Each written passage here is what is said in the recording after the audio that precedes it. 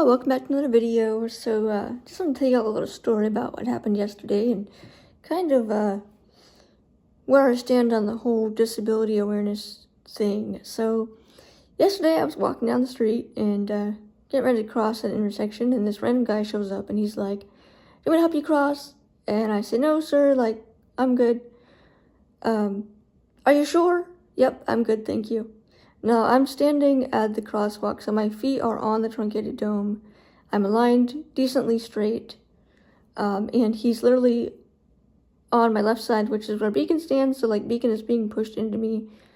And so I said, I'm okay, like, I've got it. "Well, you need to go because, the traffic is stopped for you," which, fair question by me. How the heck would I know if traffic is stopped? Because, like, the only reason why that they would stop is because there's a sighted person with me. Like, they don't normally stop for me. Like, I live here and they don't do that. And if they do, I can't see them stopping, so I don't really go because I don't know why they're stopping. Like, are they stopping because there's a deer in the road, or they got a text and they're reading their phone? Like, what are they stopping for, you know? So I just stand there and I said, "No, I'm okay, you know." "Well, this is ridiculous. You need to go because traffic stopped for you." I don't trust cars, so I'm okay.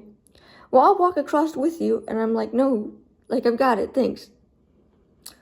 "Well, this is just, you need to cross, like, let's go." And I'm like, "Nope, I'm great, thank you. I'm not moving."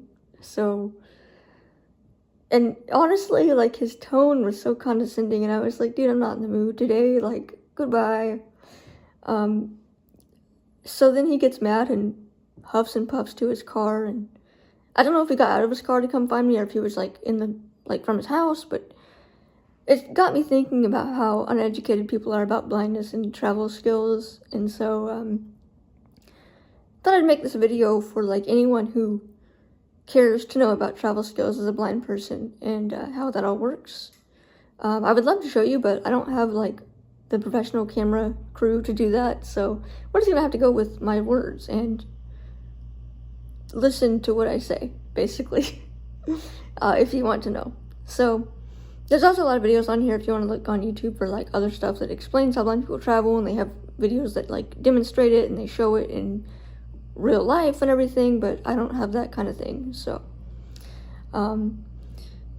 anyway, he was very angry, and it got me thinking about how I really wish that people who were going to help would respect if we said no. Like, it's like they assume that we're going to say yes, that we need help, and if we say no, then they just feel like, I don't know, like we cussed at them or something, or broke their foot or something. Like, they're just so angry, and I'm just like, your anger does not match up with the level of, like, your level of wanting to help. Like, the anger is not matching the situation because it's not that big of a deal. Like, I don't get it, you know, like, it doesn't match up. So here's how blind people travel. So a lot of people, like, I have complete blindness. I can see a little bit of light, but it's not it's not very strong. So, like, right now I can see that the sun's out, I think, because there's a window to my left, but I can't really tell, like, if it's light. I just can see a shade less than darker, if that makes sense. I don't really know, like, shade-wise, but we're just gonna pretend like that's what that means, because I can't describe colors. So I have retinopathy prematurity, which means that my retinas are, like, kind of attached, but not really. They kind of got pulled away because basically blood vessels start growing and they turn, instead of going, like, normally, they end up basically growing and pulling your retina away from the back of your eye. They're growing abnormally, so they're very weak blood vessels. Like, they're very not sturdy, not great. So they can bust. That's the whole thing too. But they pull the retina away, and so, you know, that's how you, like, see all the things you see in life. So, you know, and so then I have that, and I have glaucoma because the blood vessels are growing in my eyes, and it clogs the drains. Essentially, that's how I describe it to people, because a lot of people don't understand medical terms. So basically, you have drains in your eyeballs that, like, drain the fluid from your eyes, and you have two different types of fluid, and one of them like keeps your eyeball at the right shape, and one of them is keeping the pressure in your eye. So you have a little bit of pressure so your eyeball's not like deflated, but you also don't want it too high because then your eyeball can pop. So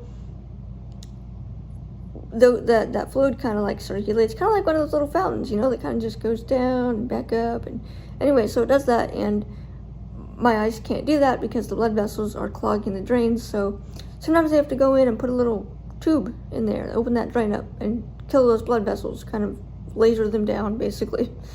But now I've had so many surgeries that I have so much scar tissue in my eyes, so they can't really see anything that's going on in my eyes. So I know something's wrong, but they can't tell. I have a lot of pain there. So anyway, TMI, but that's the whole story about how I'm blind. And so as a blind person, I have always traveled with a white cane because I can't see to walk safely. And so growing up, I didn't really get O&M because I lived in a small town, so we don't really have blindness services, and then it was a whole thing. But basically growing up, I never really got O&M. So for a while when I was a child, I decided not to bring my cane, and I would trip over stuff and fall and get injured severely. I broke my arm 3 different times, and that was all without the cane. I literally didn't have my cane in any of those scenarios. One of them was I was riding a scooter, and one of them was running, and the other one was playing kickball. So anyway, so the point of that is to say that I've always used a white cane, and honestly, when I got to high school, like, I got O&M here, so like the person would come once a month and for like an hour, which is not enough time to like learn skills. And we would work on street crossings because, like, if you're traveling as a blind person, you can't see the cars and you can't see the light that changes colors, which I thought that for a long time it meant the light, like the whole pole from the ground to the top, turned a different color. So like, I just thought that like it turned red, and then like somehow there would be a signal inside, like a little, I don't know, clicker thing, and it'd be like, click, now you're yellow, click, now you're green. Like I didn't understand how that worked. So I learned how to cross streets, and basically what you do is, so you line up with the curb, which they have these little things called truncated domes. They're like textured surfaces on the ground. They're like plastic. They don't always have them. Sometimes they have like real curbs, which are like actually real curbs that have steps down. Sometimes they have ramps. Sometimes they have no curb. It's just like a blended curb, which is where it's flat essentially, and you can't really tell where the street is, and you just hope you don't die. So with the cane though, you can kind of feel all those different textures, so you can kind of tell if you're in a street sometimes. Sometimes you can't. Sometimes you have no idea. And so if you walk down the sidewalk, you try to walk in the middle, because that means you'll arrive in the perfect spot to walk straight across the street. If you can't do that because like you veer, or a lot of blind people, like, they're born blind, we don't really know what straight means. I don't, at least. So I veer a lot. And so part of cane training is they teach you how to correct your veering, and how to make sure that if you veer, how to fix yourself so you don't end up dying. So basically, so you walk to the middle of the sidewalk, walk down, go to the curb, and you use your cane to kind of line up with the curb, make sure your feet's straight, make sure your nose is towards your toes, make sure your shoulders are straight, because a lot of times I have a tendency to turn my body, don't turn my feet, but I turn my body, so then I end up turning my feet, essentially. And what you do is you listen for the cars. So here it doesn't work where I live currently, because we have a lot of rural areas, so like cars are not guaranteed to be crossing at all. So for the purposes of this, we're gonna say that it's a lighted intersection, okay?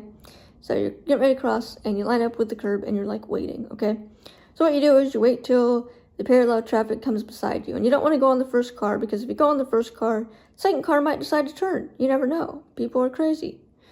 So you wait till at least the second car, and so normally cars go in a surge, which a surge means there's more than one car driving. It could be 2 cars, it could be 75, like it depends on the intersection, right? So let's say you get to an intersection and the parallel cars are going beside you. Well, you don't want to walk then, because you don't know how much longer you have until the light changes, because if you do walk, what if it changes in the middle of the street, and you're in the middle of the street, and the cars beside you, or, in front of you, are going to decide to drive, and you're in the middle of the street, like they're going to hit you, right? So you wait until the cars go beside you, and that could mean you wait a couple cycles of the light, because you want to make sure you have enough time to cross. Like, you just kind of want to sit there and wait a sec, give yourself time to understand how quick the time is between the light changes. So cars in front of you, that's your perpendicular and the cars beside you are your parallel streets, right? And so you can have like near parallel, far parallel, which basically means like which lane they're in essentially, which I didn't know what that meant for like years because I didn't realize that you can go both ways on one street. I thought it was like one thing. So yeah. Anyway, so stand the curb, you're gonna cross when that parallel beside you crosses. So that way, basically, they're kind of like your guide. You know, they kind of keep you straight. You have that audio feedback to be like, cool, the car is still where it should be. It's not in front of me. It should not be over to my left. If it started on my right, like, I should be going straight. So what I normally do is I count. So I'm like, okay, 30 seconds, I'm gonna get the other curb. If I don't hit the curb in 30 seconds, I might freak out a little bit, especially if the car moves to my right and it's supposed to be on my left, or if I don't find anything and I'm like terrified. That does happen on occasion. So you find the up curb, which is, go with your cane. If you find grass, that means you overshot. So you either need to go left or right, depending on where you are and where the street is. So also having that cue of like where the traffic is also very helpful. So once you hit that curb, then you're good to go. You make sure that you're, on the sidewalk that you want to be on, and all that's by audio too, because, if the cars move to the other side of your body where they weren't previously, you must have veered into the intersecting street and somehow crossed over and got to the other curb, because the cars should be on the same side as they started if you're going to cross straight across the street. Don't recommend crossing diagonally. It does not work. A lot of sighted people do it, but blind people, don't recommend, because you have to get an angle, and, angling as a blind person is, happens, naturally, at least for me. So if you're going to deliberately angle, your whole body's going to be like, what the heck? What are we doing? You're not going to guarantee to hit the other curb. So that's how you travel as far as cars, right? So you walk, and you have your cane, and, there's different techniques you can use for the cane. They have different types. They have round, completely round canes. They have ones with, half circle, half flat grip on the top where you grip it with your hand. You can, which I've never seen this before until I went to Baltimore over the summer. So I was taught to hold it with my pointer finger down. So, holding it kind of in my,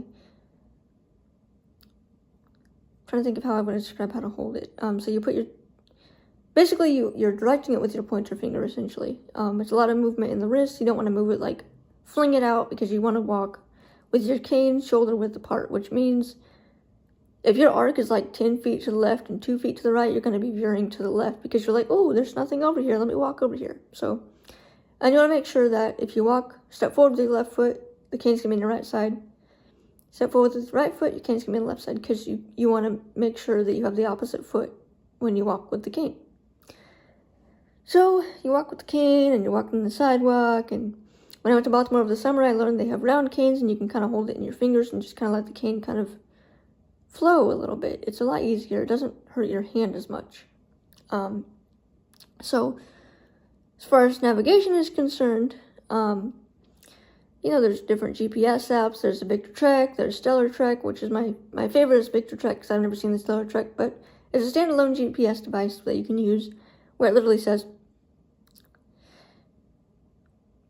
Main Street, now approaching Main Street. And then you get to Main Street, and it'll be on your left is blah blah street, on your right is whatever street, if it's a three-way, 3 different intersection streets. So you have that, you have your phone. They have different apps you can get, turn-by-turn directions. You can get ones where you can drop breadcrumbs, which is digital things that you can drop on your physical environment. That way when you walk past it, your phone's going to be ding, hey look, there's a beacon over there, you passed it, that's the church, or that's the whatever. My town, I will say, we are very rural, so our maps aren't updated. I don't really use GPS unless I get really lost, just because our town's not updated. So it'll be oh, you're at Cato, which is a clothing store on Main Street. We don't have a Cato on Main Street. It's way out in nowhere land, okay? So I don't use our GPS that often. And so, there's audio pedestrian signals, which are traffic lights with buttons. So you press the button and it'll be wait, wait, wait. And then traffic, how does it say? Traffic sign is on to cross into whatever street. Sometimes they don't speak. Sometimes they have beeps or cuckoos, or they do vibrate for deafblind. I've taught Beacon to find the buttons, so we can find the button. We only have one in our town, so it doesn't really count, but it works. And so that's how you cross, And so with the guide dog, basically, so with the cane, you're walking, you get that tactile feedback, so you memorize the landmarks, you memorize the way to go. Some people are like, oh, it's in movies. People are like, oh, that's 572 steps away from my house. And I'm like, what if you're counting and someone calls you and you're like, crap, how many steps was it? I forget. So we don't count steps. That's a myth. Maybe some people do, and I don't know them. But we have our canes, so we can just memorize things. I remember that to get to the library, there's this weird bench thing that's off the sidewalk a little bit, and it's made out of wood. And to find the railing of the steps to go down into the what I call the dungeon, but it's the entryway to the library. There's a gate, so the gate is next to the railing. I don't know if it's the gate to block off the stairs or what, but it's there. So you have those tactile landmarks, and so with a dog, essentially all you're doing is finding those landmarks a little bit easier. With the cane, you're touching everything with the cane, and it's sliding. People do tap. I don't tap. I slide my cane. Tapping is also it's a thing, you can use it. I just don't, because I wasn't taught that method. So basically with a cane, you're finding all those landmarks. With a dog, you're literally going around them, or you're not going to necessarily be aware of them unless you point them out to your dog. So for example, if I want to find something that has 5 different poles along the side of the sidewalk, so I've got to find the 5th pole, and then I have to turn, let's say. So with my cane, I can sweep to my right or left, whatever side the poles are on, and count as I go along. My dog would not do that because they're trained to walk in a straight line, so they would literally avoid all those poles, right? So I could teach my dog to find all those poles. So she would stop, she would guide me to the pole and then stop. Tell her to go forward, find the pole, she'd find the next pole. Tell her to go forward, find the pole, 3rd pole, on and on until you get to the last one. And you can do that with anything. You can teach your dog literally to find anything if you want to. Chairs, restrooms, anything you want. Beacon is really bad about finding chairs that are occupied, though, so that's kind of a thing. But sometimes I always just make sure no one's sitting there, because I have tried to sit on someone's lap before in public, and it's really awkward. But yeah, so basically that's how a blind person travels. And with a dog, it's very similar. You still line up with the curb. Your dog's going to make sure you're lined up, essentially. Sometimes they veer, sometimes they get distracted, so you got to make sure that your dog's paying attention. Because it's on you to figure out how to get somewhere. The dog is just there to make sure you don't die on the way, essentially. That's how I like to think of it. So we have a lot of hybrid cars here because, we have some people that are really rich and some people that are not. And so a lot of the rich people have these really fancy cars that are silent, right? And so as a blind person, you can't hear them. So at Later Dogs, when I got Beacon, they actually trained us with those cars. They would just show up and we're just oh crap, a car. And you can't hear it. So they train the dogs. That's how they teach them how to be aware of traffic, because cars can kill a person and a dog or injure. So they want to teach dogs to be aware of traffic, but also not be afraid of it, because if they were terrified and didn't want to go on the street, that would not be a very good guide dog, right? So they also teach them just intelligent disobedience, which basically means that if we're walking and there's a bike or hybrid car, as I call them, SKC, silent killer cars, because that's what they are. Don't like them. I would never purchase one if I had to buy a car, and hate them. So SKC or a bike is coming, and I tell Beacon to go forward because we're lined up perfectly and the traffic beside me is going, or if it's an all quiet crossing where there's no cars, you just have to pray that there's no car going to come turn that you can't hear. And you say forward and let your dog lead you across the street. And if they decide to stop randomly, which, they might be stopping for some popcorn in the street, who knows, because they are guide dogs, but they are still dogs, But if you say forward and there's a bus or a bicycle or something you can't hear coming, the dog will stop. It's not going to be let's go into traffic, let's die today. No, it's going to stop, and it's up to you to figure out why. And, they will, if you're in the middle of the street and someone ends up, in front of you and they shouldn't be crossing while you're crossing, the dog will either stop or back up or go forward or speed up or whatever it has to do to get away from the car, because the car should not be crossing when you're crossing, right? You don't want to die. So that's the benefit of having a dog, is they have eyeballs and they can see and hear more than us humans. And so there's like that added safety net of like, I'm not going to die. And, I will say there are distractions. There are things that are more complicated when you have a dog versus a cane. You got to feed it. You got to pay for vet bills. You got to pay for medicine, dewormers, all that stuff. Not like saying they have worms, but like you have to pay for heartworm testing and flea and tick medication. And like where we live, we have to give it all year round. Brushing, grooming, all that kind of stuff, right? A cane, you can just kind of put it in the corner. Don't want to deal with it. And a dog still wants to play. They want to have toys. They want to go in their bed. Like all these things you got to think about with a dog. And so like, for me, I wouldn't trade the cane, or I wouldn't trade the dog for anything. I do value the cane. It has a place in my lifestyle. I know a lot of people that are guide dog handlers, and they're like, I'm not using my cane ever again. I have a dog. And I'm like, that's great.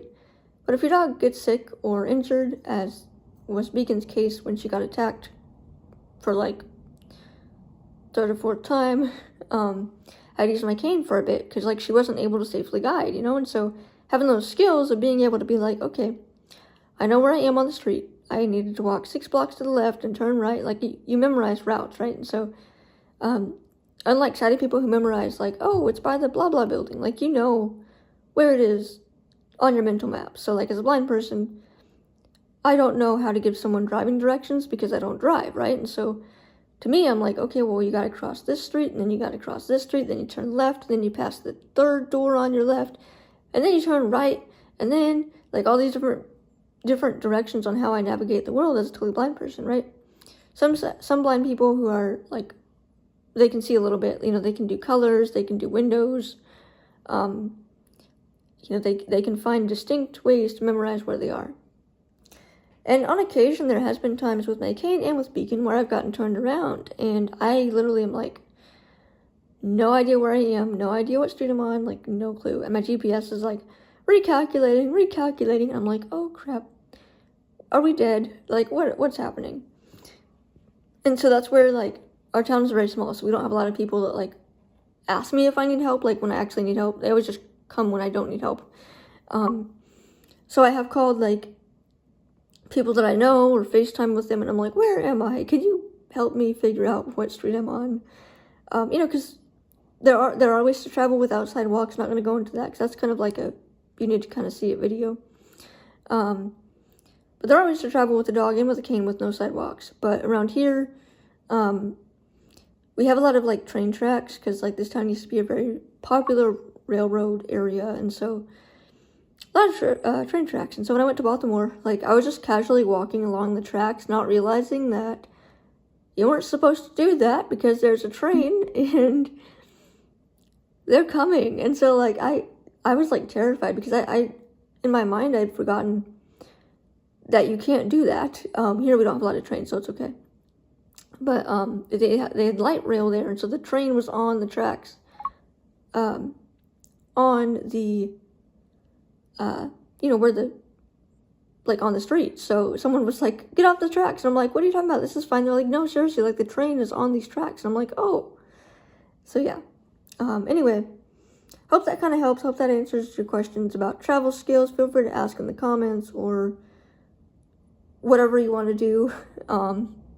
I'd be happy to explain more in detail, but that's kind of like a brief description of how blind people travel, how we cross streets, how we memorize where we are, and, just scary, like, sometimes you don't know where you are and you can't get help and you feel like you're a stupid idiot because you're like, where the heck am I? I don't even know where the sidewalk is, like, I feel all lost, and I've done that with people's yards, like, I end up in their yard and I'm just like, yep, where's the sidewalk? The sidewalk's gone, and the sidewalk's covered in grass, but I can't feel that, so I'm just like, well, I am lost in someone's yard. Yeah, and so, like, I'll go into another video about this, but I've been having a lot of hearing issues and balance issues, and so I've been veering a lot worse than normal, to the point where I end up crossing over the intersecting street, which I told you is not safe and is kind of scary actually when it happens. And so where I live, like, it's a very quiet street, so sometimes I don't even notice because there's no cars to, like, let me know I'm crossing crooked. And so that's where trusting Beacon to cross straight has helped me a lot, because I'm like, I'm gonna hold this harness handle and she's gonna make sure I get across straight, you know? Sometimes, I mean, dogs are dogs, they're still gonna veer. Sometimes they, you know, see another dog. Like, Beacon is very dog distracted, so sometimes she'll see a dog and she'll be like, look, a dog.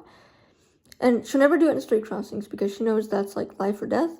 But if we're on the sidewalk, there's a dog in the street, she's like, look, a dog. And it's up to me to, like, keep that under control and get her to keep moving. A cane would not do that. A cane would not be like, look, a dog, let's go check it out. Oh my gosh, ooh, pizza, you know? So, you know, it is kind of a trade-off, you know, with the cane versus the dog. But I will say, the dog is much more fun to be around because I tend to talk to myself, like, a lot. And I'm just like, it's so nice not to have to talk to my cane. Like, I can be like, oh my gosh, Beacon, that idiot driver did this. Or, why are people so weird? Like, why is that person in their house yelling at me as I walk past on the sidewalk? Like, people are crazy. And, people don't look at you as weird if you're talking to your dog versus your cane. So, but yeah, so anyway, so thank y'all for watching again, appreciate it, and see you all in the next video.